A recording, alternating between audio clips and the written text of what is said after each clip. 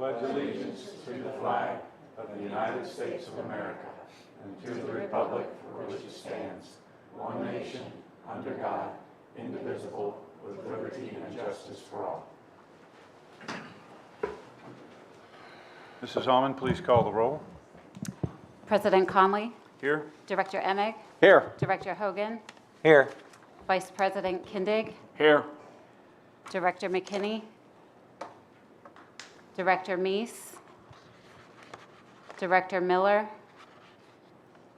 Director Whitmer. Here. Director Wolverton. Here. 6 present, 3 absent. Thank you, Mrs. Almond. Our first item of business is the public comment period. The public comment period is a 30-minute period. Each speaker will have 3 minutes to present their views. Anyone seeking public comment?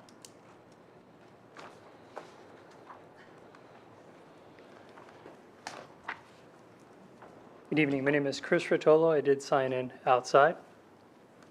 The first thing I'd like to address tonight is I'd like to thank Director Hogan for his commentary the last time I was at this podium. I had mentioned some things from the ABC website, and you being open to dialogue to help those that oppose your policy understand your rationale. It doesn't mean that we would agree, but it shows your willingness to communicate, and I do appreciate that. So thank you. In regards to some of the policy concerns, in a show of hands, how many of you had contacted the PIAA for guidance about transgender student athletes? The PIAA is the governing body that should create these policies, and if they're not meeting the needs of our Dover students, then the school board should be reaching out to the PIAA to help them in what you see fit, so it's consistent among Pennsylvania. Secondary question then is, in a show of hands, how many of you reached out to any state representatives in regard to public school funding? I'm not sure why. We are a district that clearly needs that money. We need to make sure we are letting all of our representatives know how important this matter is, especially in our district. My last concern that I had is a very deep concern from watching the last meeting, was that 2 of our board members would disregard legal advice to enact a policy. This is very concerning for me for student policy. Number one, that we want to make sure we are in compliance of anything that is put forth for our students. And also as a taxpayer, if we're not going to listen to legal counsel, then we're surely going to ensure more taxpayer issues that I think we're all trying to eliminate and make sure that every dollar brought in is used for our students, not for any litigation. Thank you, Mr. Rotolo.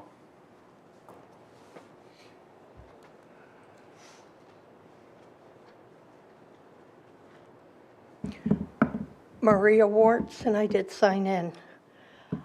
I have some major concerns about what you guys are getting ready to vote on for tonight.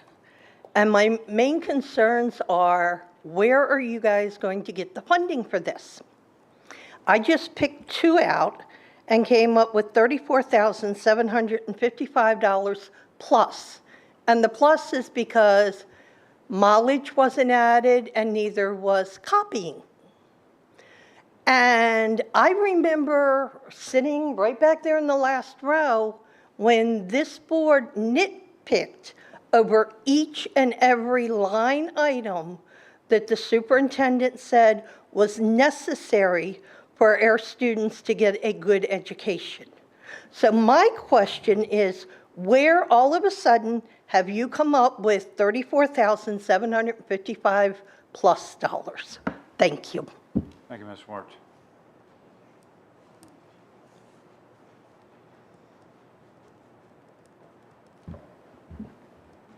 Kara Hetrick, I signed in. As the parent of a high schooler, I would just like to know when the Skills USA position is going to be approved. It's very sad that this was not approved last month. Our CTE program is one of the shining stars of this district, And the work that the Skills USA advisor does is tremendous. And it's just it's very sad that that was not approved. And school is starting very soon. And, you know, I have a high schooler, so I'm worried. And it is interesting that we are looking at $20,000 for a recruiting firm. And it sounds like we were pinching pennies, trying to negotiate an already agreed upon contract. So that's just a concern I have. And also, it sounds like PSBA would have also done this maybe for free or at a reduced cost. So I'm disappointed that that wasn't looked into sooner. Thank you. Thank you, Ms. Hetrick.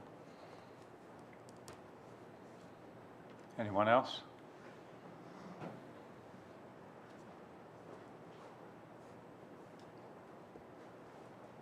Just get all the regulars up here, I guess. My name is Spring Davidson. I've signed in. I too am concerned about the money and where the money is coming from to do this.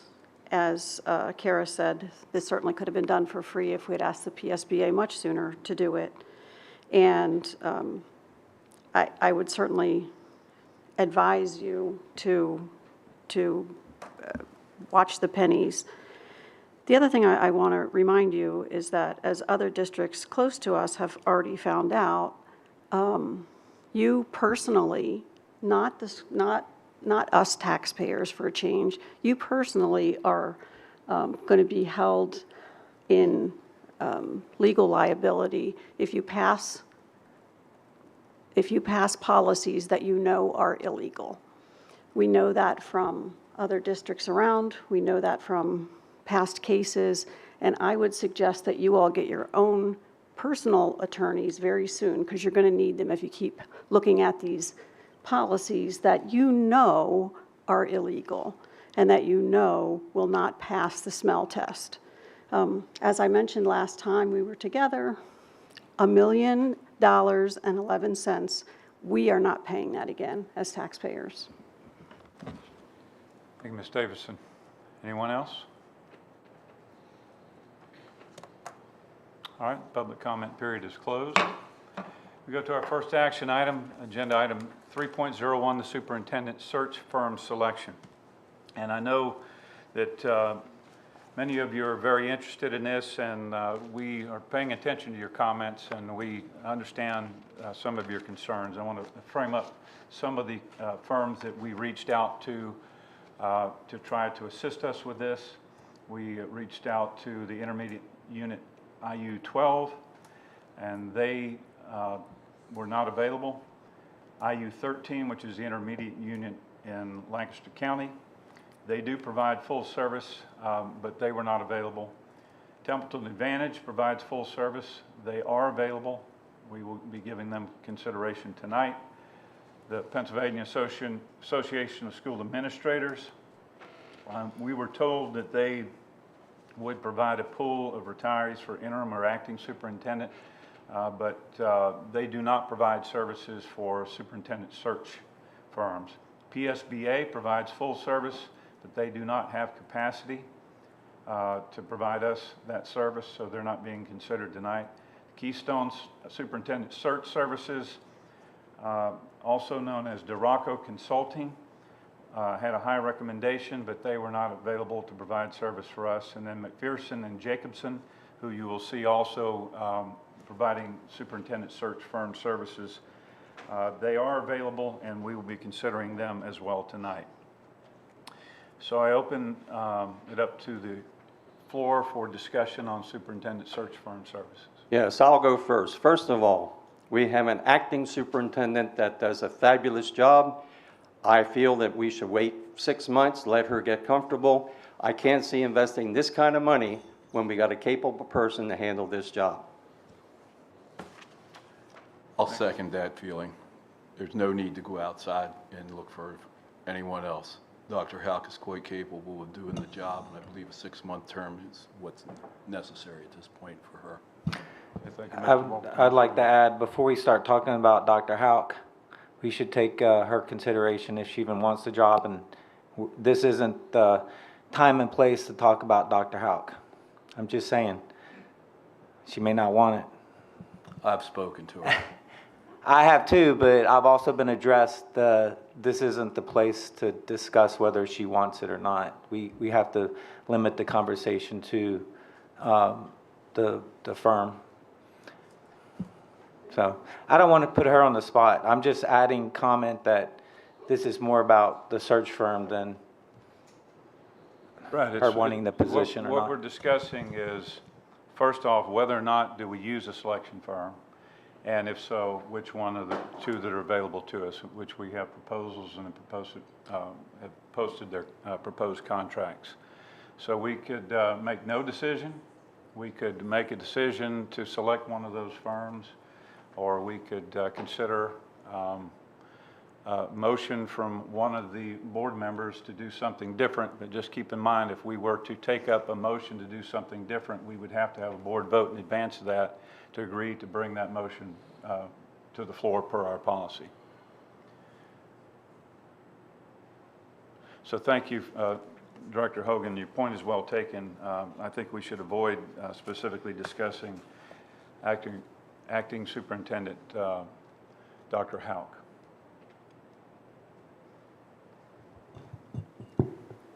I'd like to comment. I think that the smart thing for this district and this board right now is just to look at all of our options, because if we put all of our eggs in one basket, assuming anything, and it doesn't go in that direction, then we're prolonging a process and the success of our district. And I think that, yes, it's a lot of money, but I think we also have discussed that those funds are being recouped from other areas. So there's,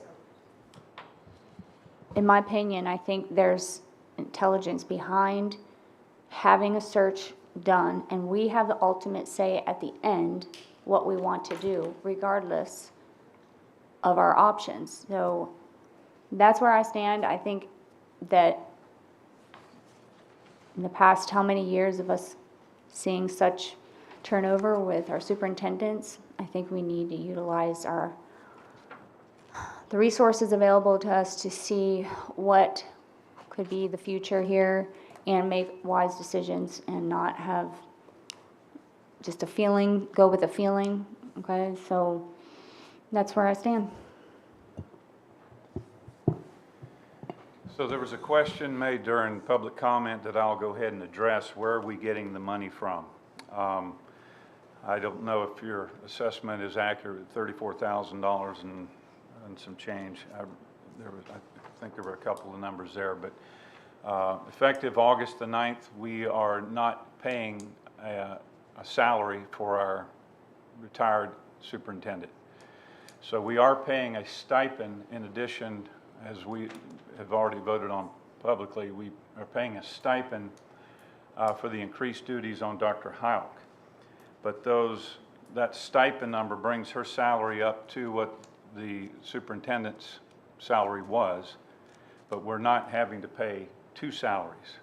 So the savings that we're generating from not having to pay the salary for the superintendent provides some available funds. Now, we don't want to squander that unnecessarily, but that does provide the funding for us. When we consulted with the administration on the best way to go about this, it was an overwhelming recommendation that our HR department, if we were to conduct a search, does not have the capacity. Their staff is limited, and as you will see on the next board meeting's agenda, and you saw on the last board meeting's agenda, lots and lots of personnel actions that are taking place during the summertime, and some of that will continue over into the beginning of the school year, and they do not have the capacity to do that. In addition, the advertising of that vacancy requires some specialized expertise to make sure you get a broad distribution of that, and from this locale and this office, it would be a challenge for us to be able to reach the span that these professional companies can accomplish. So I would advocate that we use a search firm, and I will speak high praise for Dr. Houck. I think that she is very capable, and I'm as I've stated, I think publicly, but if I haven't stated publicly, I would encourage her to definitely submit an application for the opportunity, because I think she would probably compete very well. But we do not know who else, what else is out there for us to be able to use. And we also, sometimes your qualifications are one thing, but how you perform during an interview process that's done by professionals can certainly tell you some things. And in the process of going through the whole vetting, some people decide they don't want the job. Some people just, decide to withdraw, what have you. So I think that we have the best opportunity to find our best available superintendent by going through a process that's been confirmed by its use in other areas. Having said that, I also believe that the vetting process, if done by a qualified search firm, would also provide the necessary validation, both to us and to the applicant, that they've competed highly against and favorably against other well-qualified candidates. So whenever we do make a final selection, it's not based on a feeling or an emotion, but it's based on thorough analysis and how you compare in that process. So I think that anyone should feel good at the end of the day that they completed that vetting process and competed well against all the other candidates that were there.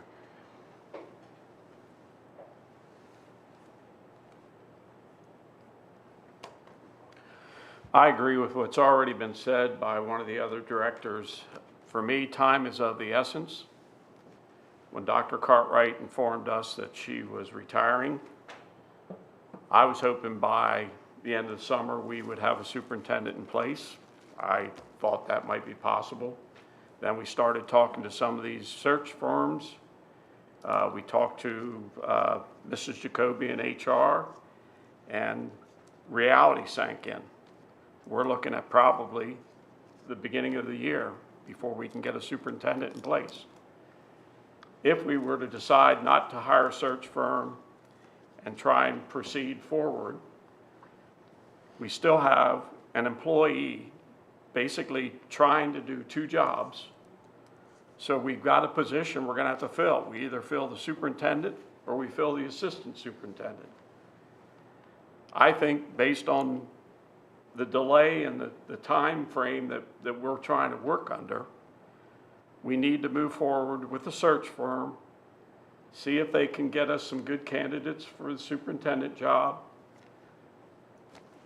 Any employee of Dover School District can apply for that. We encourage internals to apply for it because we may have someone in the district that could step in and do that job and do it very well for us. They know the district.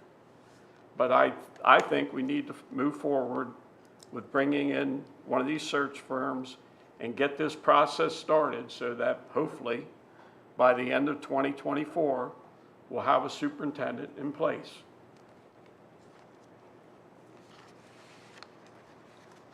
Anyone else? Yeah, I just like that. I think I said last time, one of the benefits is what a firm does is they bring to the table expectations of both what the board is looking for and then what the superintendent would be looking for, and make sure there's a good match there. And they follow through with the process, like a review a couple months later, just to make sure everything's in place. So there's a big positive. But that was a good point that one of you guys made. Let's say that someone from the school district puts their application in and they do get picked as the superintendent. Maybe there's a pool of resumes there for an assistant that, we could pull, and it would work out that way. So I think there's a lot of benefit in going through a search firm. Plus, any professional, institution is going to spend money hiring the top dog to their corporation or to their school district. And being a $70, $80 million district, 15, 17,000 isn't a lot of money to find that person.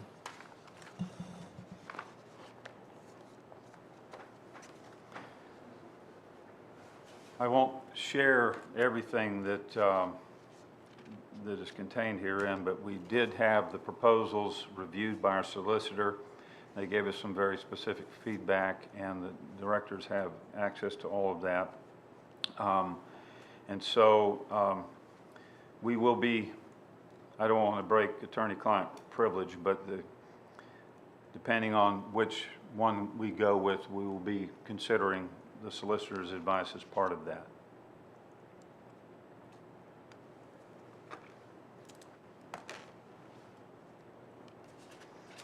And I say that as I look over towards Mr. Wolverton, I realize we may not select a firm tonight, but that's one of the intents of picking out or calling this special meeting was to do this. We have a right to know that information as the public. You work for us, we don't work for you.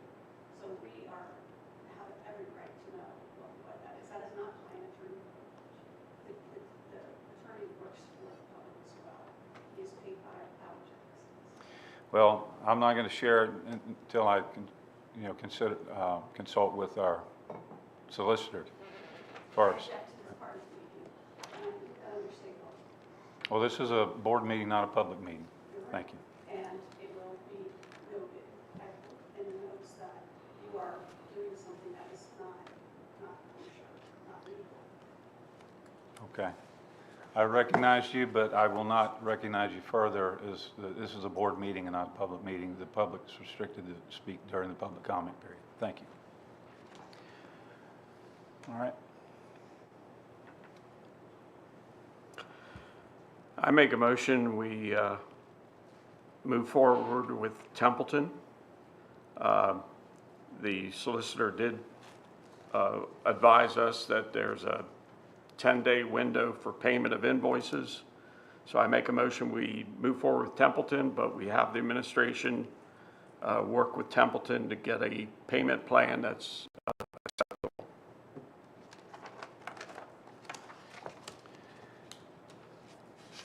I conferred with Mr. Templeton on that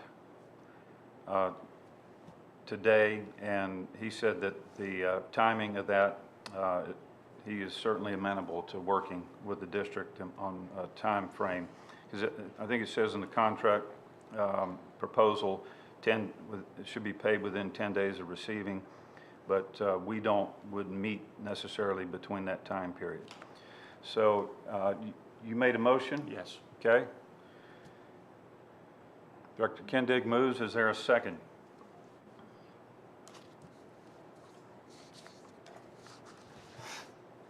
I would second with conditions. Just that there was concerns I had that is there going to be a discussion? I would second Templeton. Okay. So it has been moved and seconded that we select Templeton Advantage.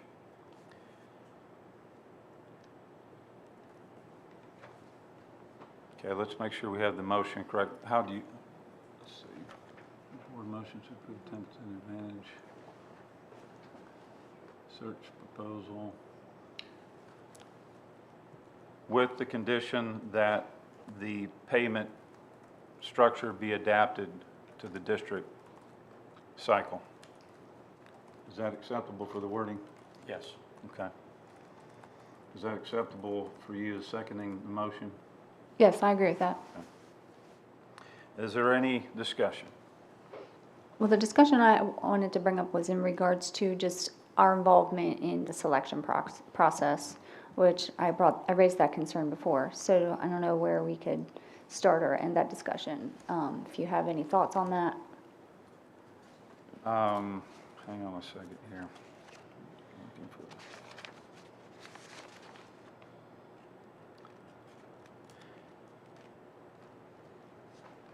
You submitted a question about how involved we're going to be in the selection process itself. Correct.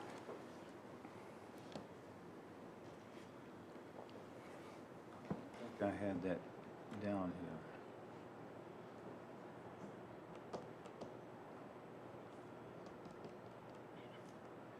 I didn't have that question, so I haven't submitted it to Mr. Templeton to ask him that. The questions that I submitted to Mr. Templeton was first that payment cycle. He said that he would be amenable to that. I submitted also a question about advertising expenses.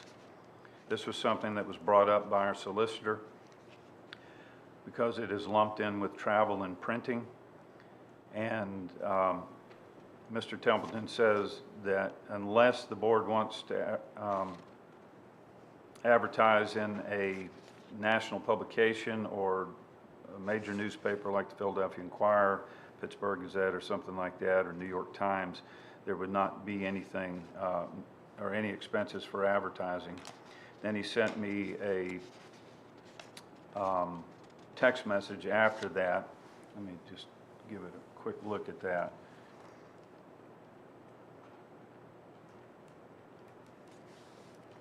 And said it would be all part of the $15,000 fee.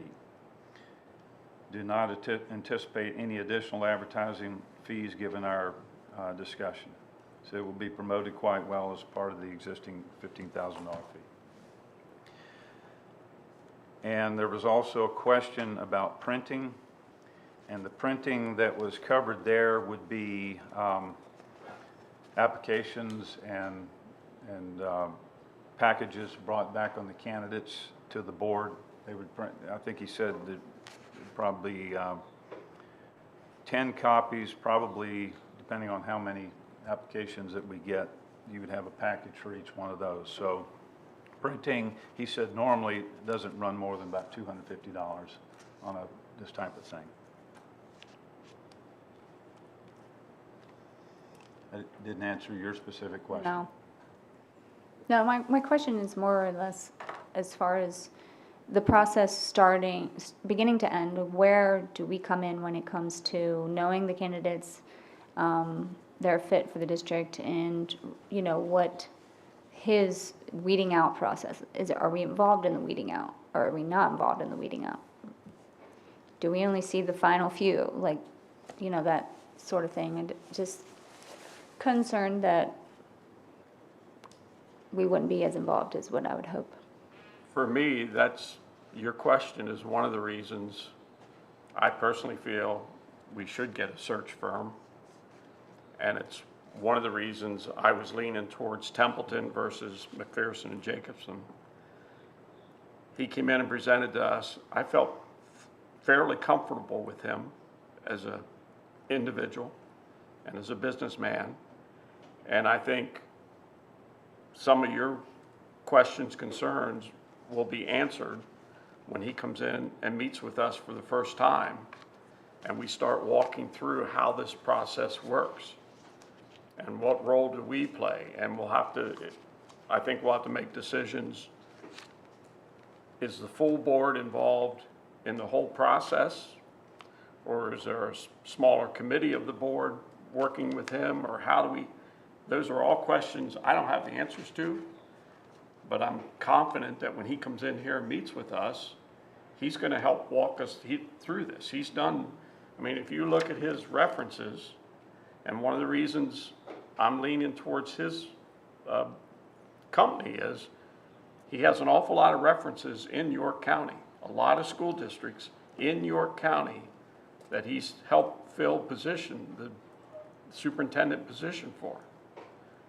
Whereas the other company is more, well, they're located in Nebraska. Their references, the only two they listed in Pennsylvania were basically Pittsburgh area. And that makes me concerned, do they even really understand central Pennsylvania? The consultants that they were suggesting that they would appoint, one of them is in Scranton, and the other one is in Lancaster. Now, the one in Lancaster was superintendent at Suburban, York Suburban, for 2 years, I believe. But they have a consultant that's listed as New Oxford, and for whatever reason, they did not assign that consultant as one that would be working with us. And that was a negative for me, because I thought somebody from New Oxford, I'd much rather have New Oxford and Lancaster than Lancaster and Scranton. So that was just one of the things that kind of gave me concern. But I share your concerns, Director Whitmer. I don't know exactly how this whole thing's gonna work, but I have confidence in Templeton that he's gonna come in and help us walk through this. I'm sure that he'll come in and find a superintendent. However, one of my concerns is the idea of the loss of her, because when you get a superintendent assigned to one of these school districts, what they do normally is come in and they assign and pick their own assistant superintendent. Dr. Houck has taken on the idea, the curriculum that has been in this school district that was lost after administrators and school board members, certain ones in the past, have sat in their rear end and they walked away with it. There was not continuity between these elementary schools. I am talking about moving a child from one elementary school to the next elementary school in our district, that the information, the classes were being taught at the same time of the year, the same academic standards maintained, nor was there continuity and fluidity going from different grade levels, 6th, 7th, 8th, 9th, up through. And basically, after sitting here for 2.5 years as a board member, I've listened to her talk about putting this together with groups of teachers, continually working with them. And that is the biggest concern I have in this district, the lack of academic standards. I was here in the 1960s and 70s when we were number 3, at least in this county, and we are far from that now.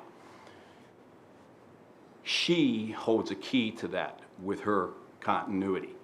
And that is why, gentlemen, ladies, is the idea that I am totally against the idea of going out here and bringing somebody into this district who is going to probably stay for 3 years and then move on, because they're going to say, I've got 3 years finally as a superintendent. I'm going to move on to someplace where I'm paid more. That's my concern.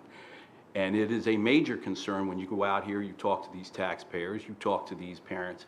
They are concerned about the academics because of what's been put out. When they start hearing, and you as a board member talk to them in specifics in regards to what she has done, it becomes, why are we then looking for a superintendent? I've been in these conversations. That is why I see the idea of this. This is not about her performance. This is not about the idea of beneficial to the students as in their academic desires and achievements. What I see is this is better. This honestly benefits a school district, school board, where they have and they can look at, and I'm being very honest, we got rid of one superintendent, she retired after just 3 years for whatever reasons. And I know darn well right that Cartwright wanted to stay here. Now you can look at it and say during an interview process and say, Dr. Houck's job is, or position is on the chopping block. And if you don't knuckle under as a superintendent and you want to come to this, we can get rid of you too, or not just hire you. So that's a thing that can be used during a hiring interview. But overall, my concern is the academic standards. She put it together, even as her position as an acting superintendent, she, as I was told by you, Mr. Kiley, was the idea that she wanted to maintain the academic standards under her and control it. And I think this is a mistake, period. Because the bottom line to it is, I went and checked with other school districts, other members of my family who've been in other school districts as teachers, as administrators, and they said, you hire a new superintendent, they're bringing in their own assistant. It's just the way it is, because the other superintendent who's been acting has all the contacts within the school district, and it's seen as one of those power play type things. That's why I'm totally against doing this. And that's how I feel about it. Okay, I'm going to comment. So you just said a whole lot of stuff, but one, I just want to say that there's probably an opportunity for us to, if we were to pick a search firm, to state like our specifics, our requests that we value this person, we expect that person to stay, and not have anything change in these other areas. Should we pick a superintendent, right? Like, I would think that we could make that known to whoever, if, say, we do end up having somebody else take that position.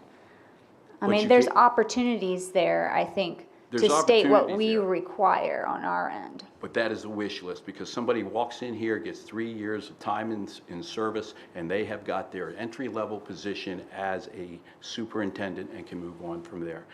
Dr. Houck, as I've stated, in the past, she is local. She was a local high school principal for years. She now came here as a superintendent, picked up her PhD, and I believe that she should be left in this position for at least a 6-month period to see how her performance is.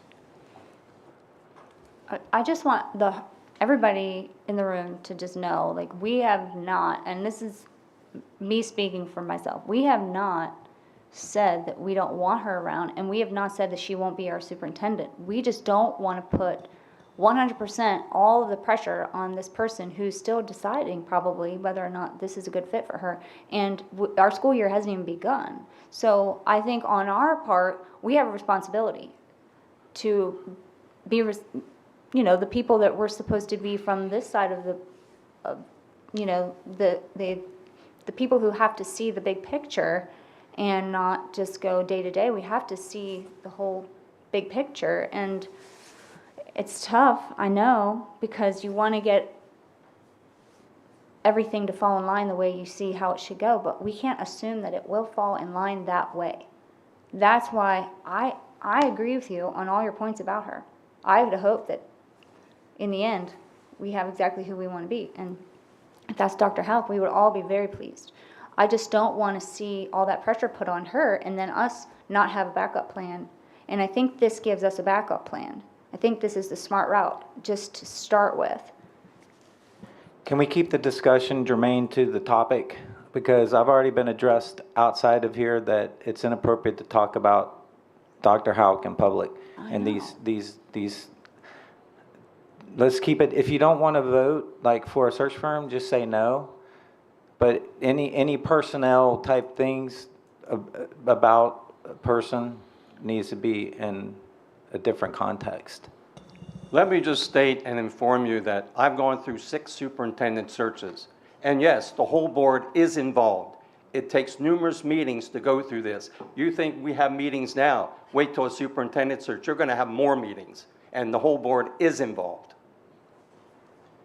To address your question that you asked, Director Whitmer, in the phase proposal that was sent by Templeton Advantage, it's the one that's got Superintendent Search and Transition Services.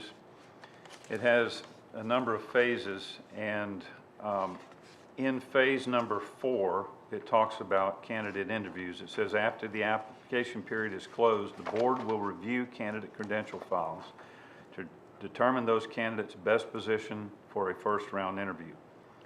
So in that stage, we will be assessing candidates, and the board conducts a series of rounds in the interview process. So the board will be directly involved in that. And then the board also has the ability to determine how many additional rounds, and according to this proposal, I don't see any limitations on how many rounds that the board would be limited to. And then on final selection, this is, I think, your most important question, was who makes the final selection? And it's the board. After all interviews, and this is in phase 6, these pages aren't numbered, so, but in that, it says after all interviews have been concluded and the reference/background checks have been finalized, the board deliberates to determine if a top candidate has emerged. If so, the board is then prepared to offer the position to the selected candidate. And it also triggers a process of negotiating a contract, and it goes into some details there. So I don't think we're hiring a service to make a selection and them come and tell us who's going to be superintendent. We're going to be in the driver's seat throughout the process, working with them as they support our process. And then, of course, if we require additional expenses because then that's going to be on us per the contract. So I think it makes sense to me that we take advantage of an opportunity to leverage the experience that Mr. Templeton and Templeton Advantage can bring to us in making a sound decision. I would disagree with you entirely. I consider this to be an actual waste of money and time when you should be concentrating on the operation of this school district and the academics that are here and the financial status of this school district. Okay, thank you for that. Yeah, I think so just thinking outside the box a little bit, if, you know, the part I like about the search firm is they bring a framework and not that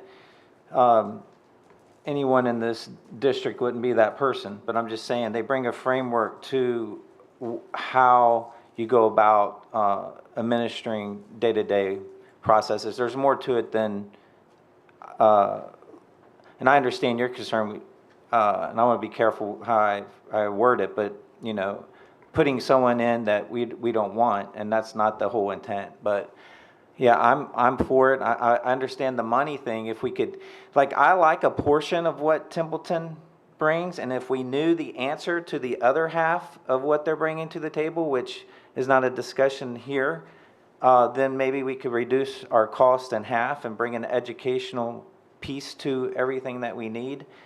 But that's just my thoughts, open, you know, here, so. Further discussion? I just appreciated Templeton, his time and energy and research that he put in even prior to coming to present to us that night. And I would assume and I would hope that if he were chosen for the job, that he would invest that much more into knowing what our district needs and wants and really, you know, trying to collaborate with us according to what his program is set up to do, and that it would go well.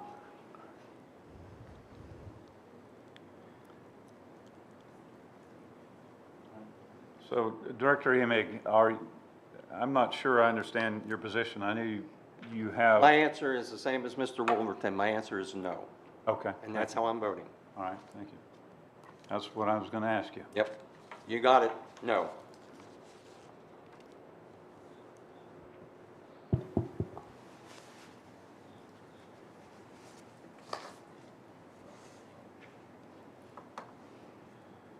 All right, is there any further discussion? All right, the motion is to approve the Templeton Advantage Superintendent Search Proposal with condition that payment, what does that say, structure? Let me look up here. Be adapted to the district cycle. You ready to vote? All right, Mrs. Almond, please call the vote.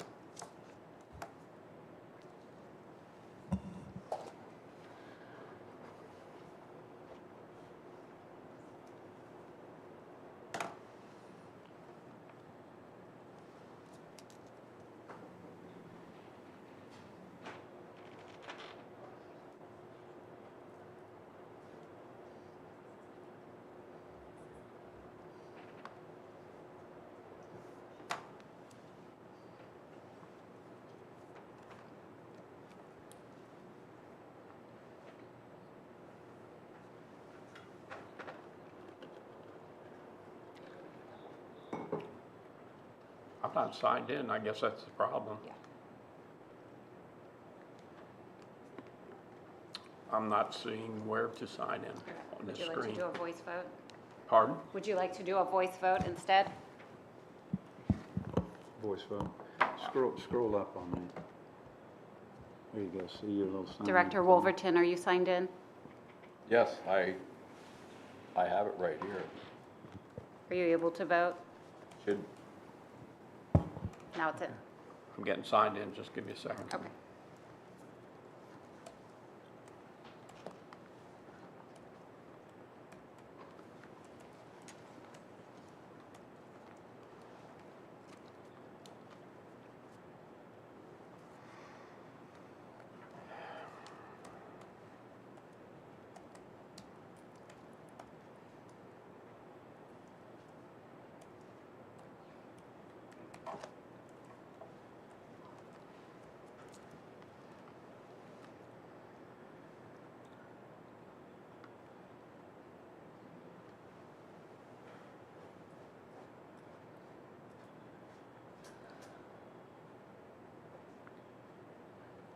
I may not else see it, Mrs. On.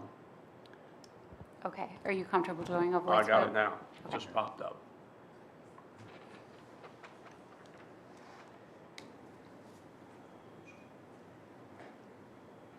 4 yes, 2 no. And the motion carries. All right, next item is agenda item 3.02, solicitor RFP distribution.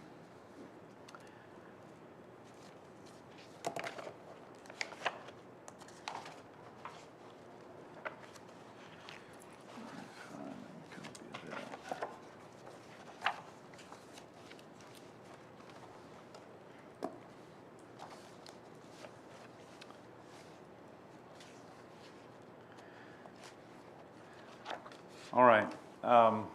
We had some questions that came in just prior to the meeting, talking about the expense for the RFP process. And just for clarification, there's no expense that I'm aware of to the district for advertising an RFP. So it goes out electronically, as I understand, and the distribution occurs at no additional cost to us. There was also a question about the fact that we are submitting this at the same search, and there's no correlation between the two events. It just happens to be coincidental. And I think that's all the questions, as from my memory, that we had come in online.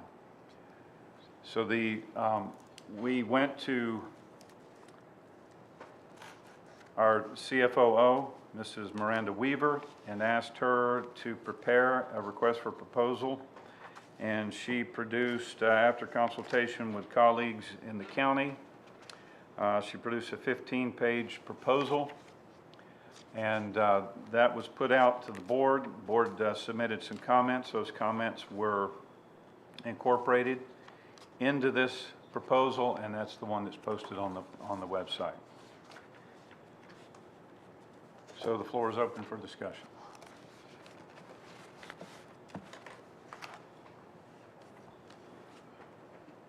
My concern with the idea of replacing the solicitor comes with one thing, and that is Washington Township. He has all the historical knowledge and background on this, and it's something that if there is any litigation in the future, we're going to end up paying him, if he is not our solicitor, extra for that, along with whatever law firm may be, in fact, be the solicitor for the district. I got to thinking about this, shared it with one or two people, and it's kind of a point we sitting in here never discussed, and I think it really does is something that we need to think about before we go putting an RFP out. Point well taken. I mean, the other stuff that he's done, nothing's been outstanding, nothing's been super negative in regards to the 2.5 years that I've been here that I know of. And with my background, I know a lot of the litigation that I was involved in the past is simple stuff, and you know, he's had no problem with it, with what he's given as far as information concerning it. There's only one item that I would bring up other than that.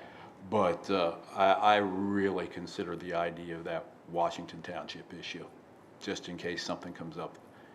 We could pay through the nose till we're done with that. That's my belief Okay. on it. Any further discussion?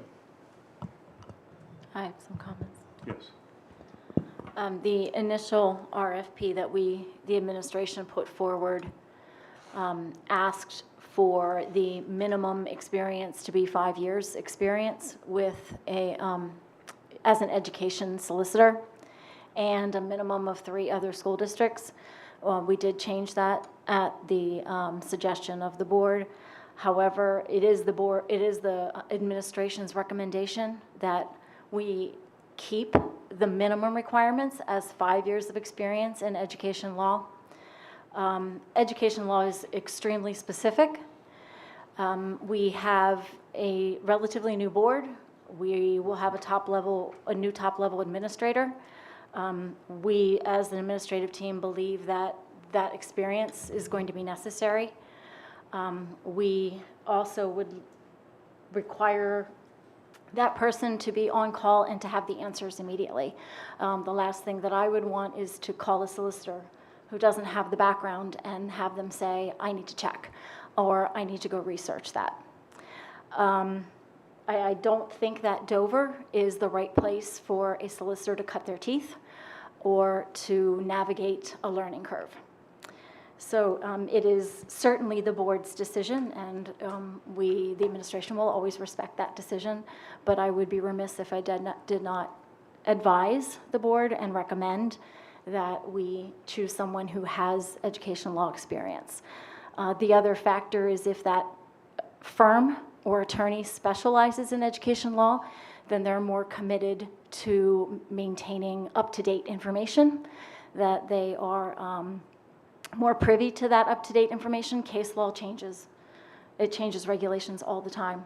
And if a attorney their attention is divided into other areas, they may not be as up-to-date as a firm who specializes in education law.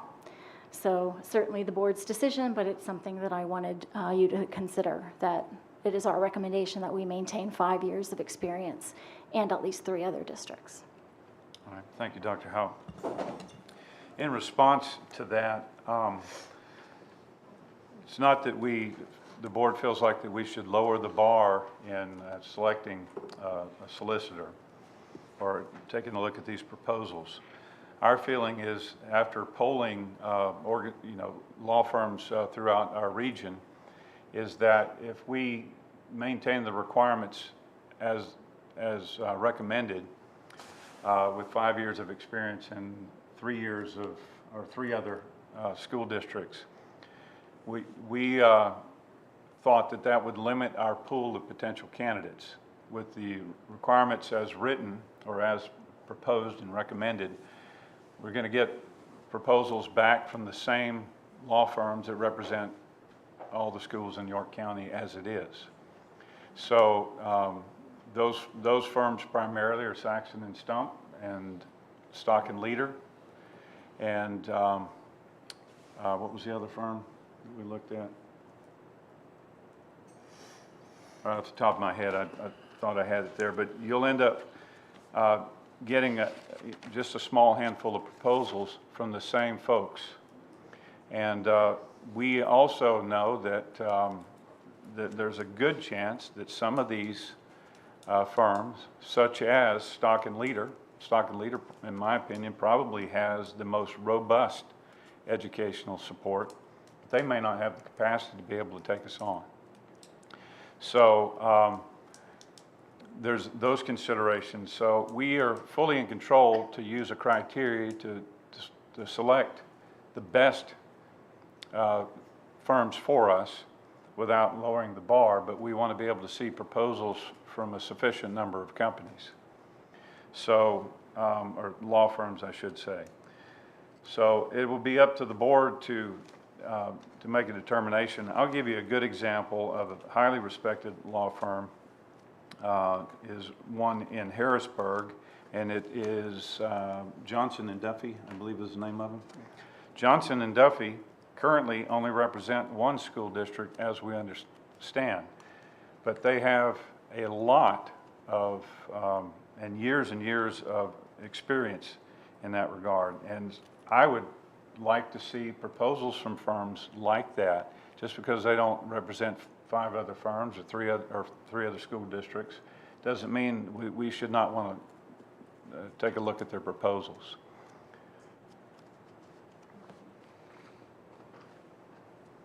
Any further discussion? Well, I think it's important. I mean, as soon as we talked about this RFP, even before we talked about this RFP, there was opinion out there that they're going to get rid of the solicitor. This RFP is exploratory. Saxton and Stump are going to be sent this RFP, the same as some of these other law firms.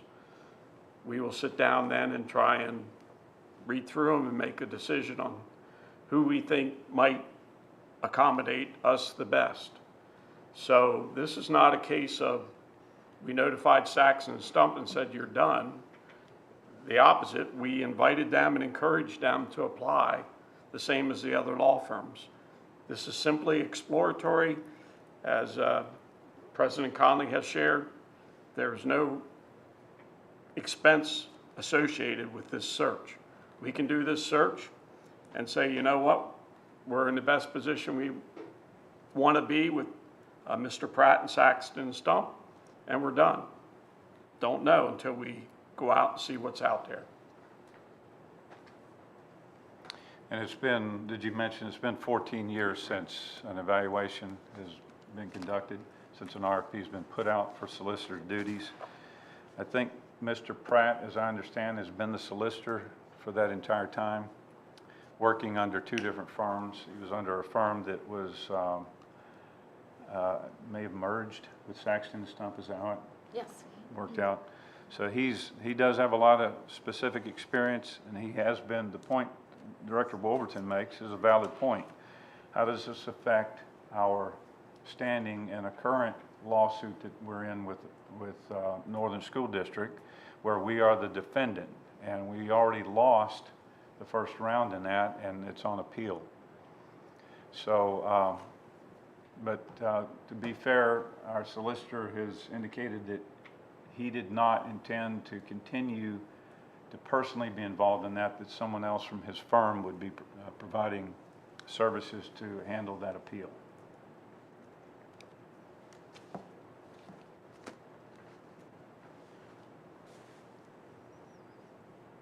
I guess I should mention our liability in that.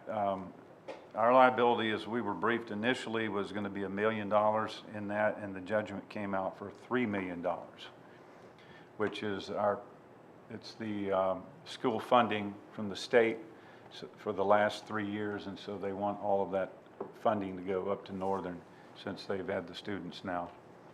So we don't know what direction that takes it, whether it helps us with a new attorney. Sounds like we're going to get a new set of eyes on the case regardless of what firm we use, even with staying with Saxton and Stump. We'll still have new eyes on it. But you're right, the firm itself would not have all the background information, perhaps, that Saxton and Stump has. But again, I want to stress that we are not discussing replacing Saxton and Stump. We're merely discussing the approval to distribute the RFP, which is attached.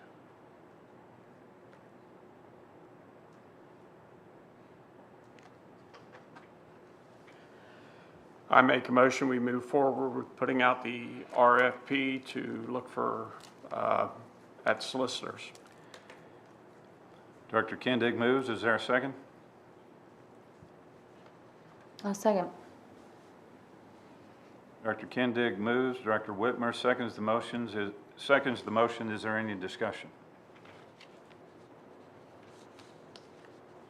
Question is the approval of the solicitor RFP distribution. Hearing none, Mrs. Almond, please call the vote.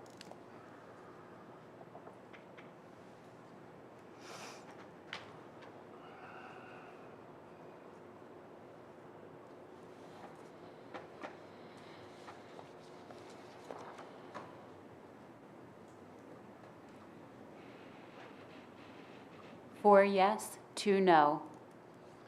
And the motion carries. This takes us to our second public comment period.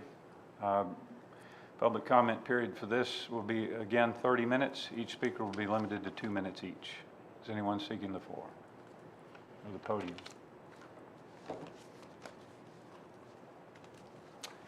Seeing none, public comment period is closed. Is there a motion to adjourn? So moved. Director Amig moves. Is there a second? Second. Director Hogan seconds the motion. Is there any opposition? Hearing none, the meeting is adjourned.